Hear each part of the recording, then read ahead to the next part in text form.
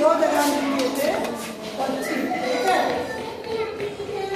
चलिए अब आगे, राष्ट्रीय पुष्प, राष्ट्रीय पुष्प क्या है यहाँ पे, क्या है, हाँ यहाँ हम लिखेंगे कमल, कमल, लोटस, है ना।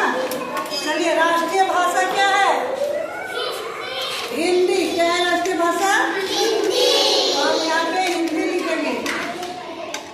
और राष्ट्रीय नदी कौन है, देखिए नदी, गंगा नदी, क्या है, गंगा नदी है, देखिए।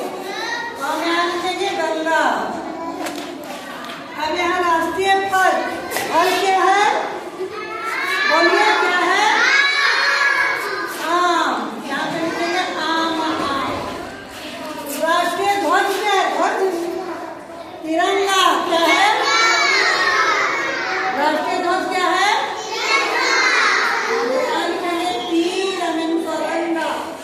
तिरंगा। अब यहाँ राष्ट्रीय पेड़ क्या है, पेड़ बोलिए क्या है, बरगद, बरगद। अब राष्ट्रीय पक्षी, राष्ट्रीय पक्षी क्या है, मोर, हम लिखेंगे मोर। अब एक बार समझ जाइए, फिर यहाँ से हम लोग देखते हैं, ठीक है। बोलिए राष्ट्रीय पक्षी मोर, राष्ट्रीय